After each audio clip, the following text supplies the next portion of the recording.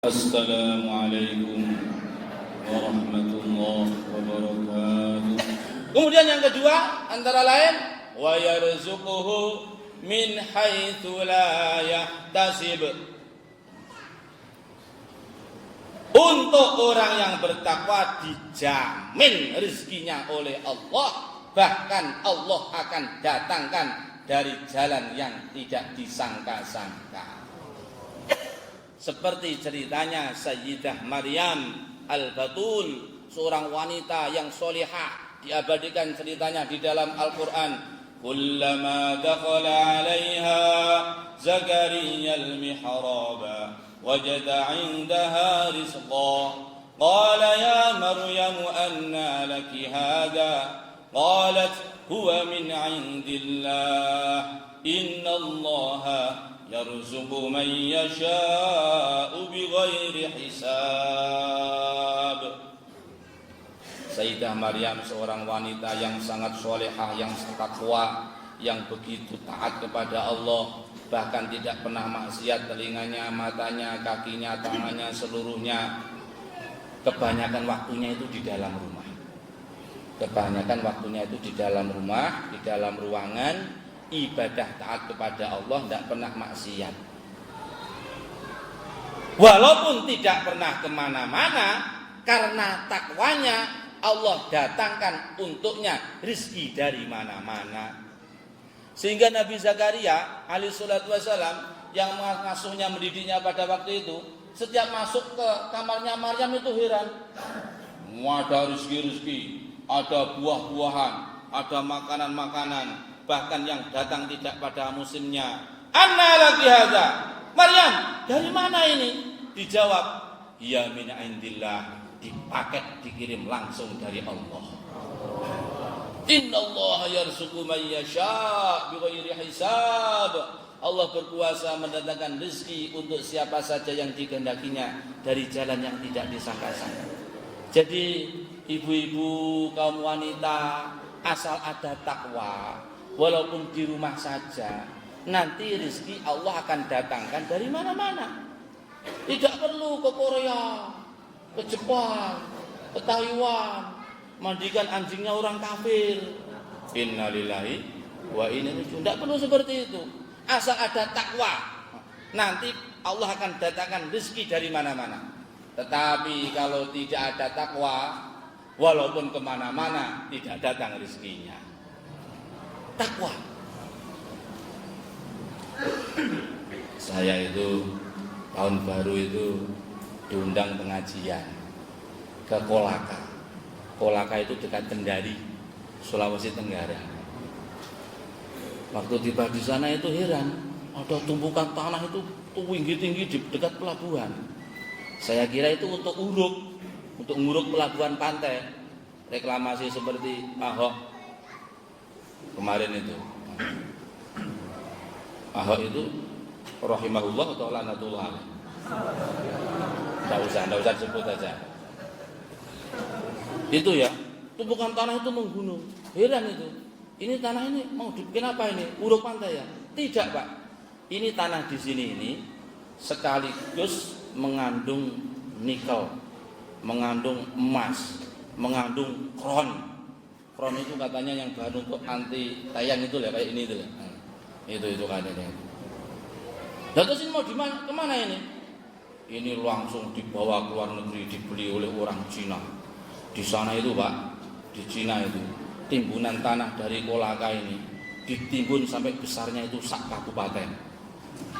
Jadi disinilah satu-satunya tempat orang bisa menjual tanah air.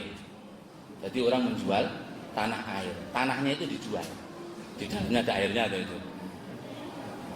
Maka ketika saya bicara dengan Pak Bupati, betul itu. Jadi masalahnya kita ini bukan kurang sumber alam, bukan kurang macam-macam, bukan. Kenapa kok rezekinya belum datang? Karena kurang takwa kita ini. Subhanallah, di Kolaka begitu, di mana-mana. Jadi maka takwa, dengan takwa la fatahna alaihim barakatim minas sama'i wal ardh walau an ahlal qura amanu wattaqau lafatahna alaihim barakatim minas sama'i wal ard. Asal ada takwa, barokah dari bumi, barokah dari langit, Allah akan datangkan.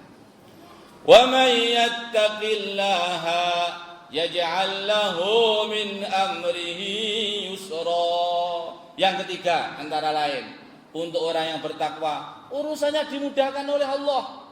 Dimudahkan oleh Allah. Urusan apapun, pribadi, keluarga, rezeki, masyarakat, dimudahkan oleh Allah asal ada takwa. Sayyidina Ali bin Abi Thalib radhiyallahu anhu hari itu pergi ke pasar, membawa uang 4 dirham. Bawa 4 dirham. Maka tiba-tiba ada pengemis miskin minta-minta, kasihan sekali. Keadaannya memelas. Akhirnya ringkas cerita 4 dirham itu disedekahkan dengan keyakinan man jaa bil hasanati falahu asyru amsalihha. Satu kebaikan diganti 10 kebaikan. Sedekahkan. Lalu pergi ke masjid. Di masjid itu loh ketemu orang itu nuntun kambing. Sayyidina Ali, ini kambing mau saya jual. Kamu mau mbak tidak membeli? Lu tidak bawa uang saya.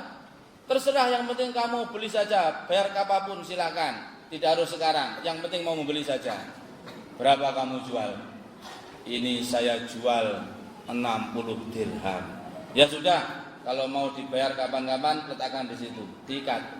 Lalu ditinggal pergi, buang air, lalu ke masjid. Habis buang air, ada orang datang. Sayyidina Ali, ini kambing milik siapa? Milik saya. Boleh tidak saya beli? Boleh. Berapa? Dijual 100 dirham. Coba itu, 60 dirham belum dibayar, sudah ada orang membeli 100 dirham. Untung berapa? 40 dirham. Satu kebaikan dibalas 10 kali lipatnya. Takwa. Wa may yattaqillaha yukaffir anhu sayyi'atihi wa yu'zim lahu ajra. Bertakwa kepada Allah, dosa-dosanya diampuni oleh Allah, pahalanya diagungkan oleh Allah. Innallaha ma'al muttaqin. Orang yang bertakwa di mana-mana disertai dan ditolong oleh Allah. Jadi ringkasnya, kalau ingin sukses dunia akhirat, datangkan sifat takwa. Lalu di mana kita mencari mendatangkan sifat takwa itu di mana? Yang mulia baginda Rasulullah SAW beliau bersabda, al masjidu baitu kulli taqiyyin. Masjid itu adalah rumahnya setiap orang yang bertakwa.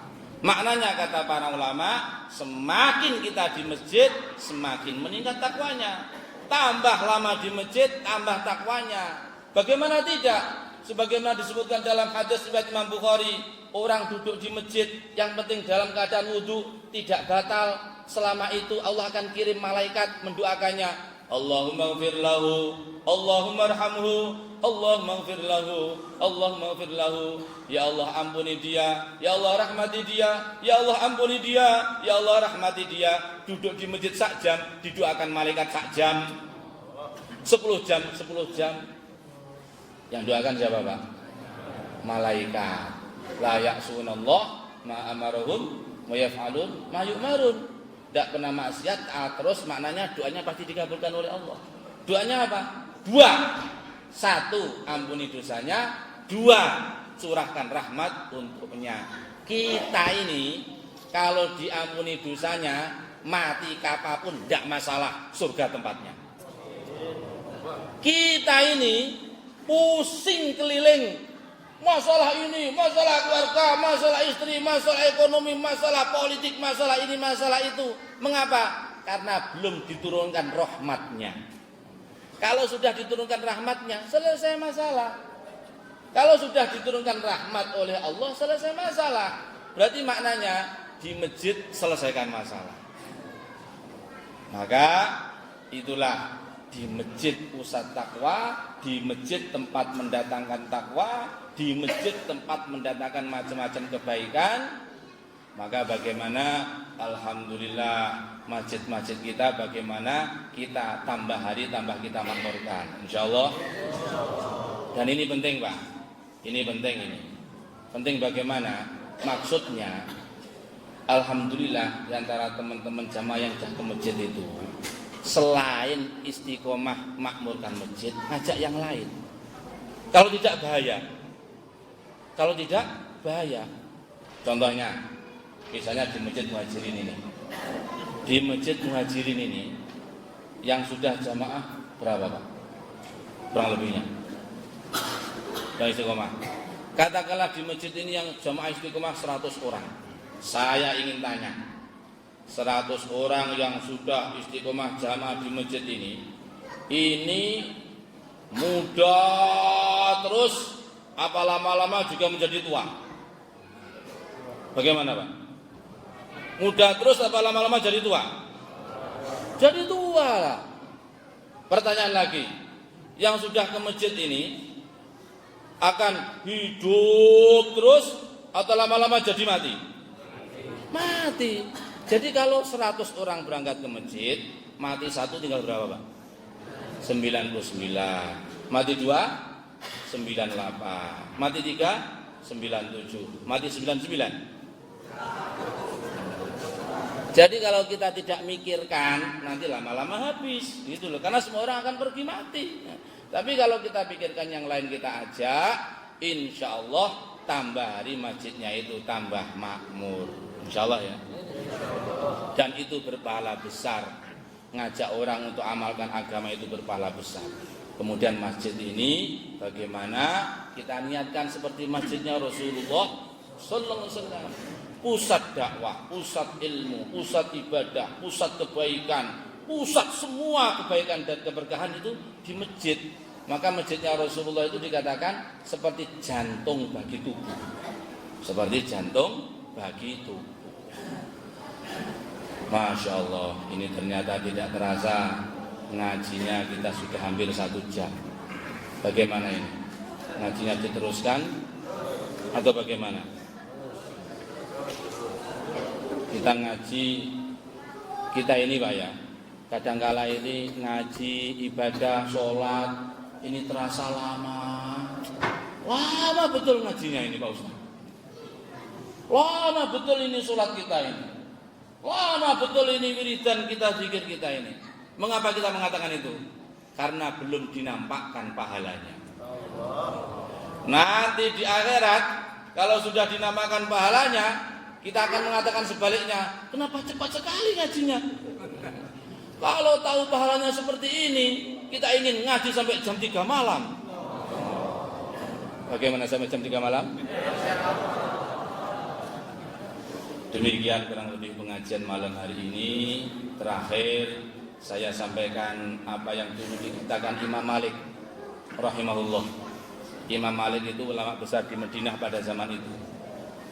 Beliau mengatakan orang-orang Madinah zaman dulu, orang-orang soleh Madinah zaman dulu, itu kalau umur 40 tahun itu seakan-akan rumahnya masjid. Saking rajinnya ke masjid, saking banyak pergi pulang balik ke masjid. Itu kalau umur 40 tahun. Kemudian kalau umur 60 tahun sudah pada siap-siap membeli kain kafan.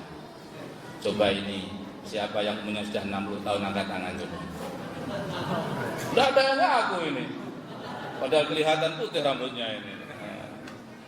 Maka ini maksudnya bagaimana supaya kita ini tambah hari tambah persiapan. Pasti akan datang satu waktu kita akan pergi meninggalkan dunia untuk menghadap Allah Subhanahu wa taala.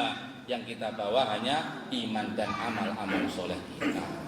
Semoga pengajian malam hari ini diterima oleh Allah, diberkahi oleh Allah, menjadi sebab turunnya rahmat, barokah dan hidayah dari Allah. Al-Fatihah. Terima kasih ya guys sudah mengunjungi channel kami dan menonton sampai akhir video. And don't forget to subscribe ya guys. Semoga video ini bermanfaat. Jangan lupa ya guys, please jangan lupa klik tombol subscribe guys, karena subscribe itu gratis, dan semoga yang sudah subscribe selalu mendapatkan rezeki yang berlimpah.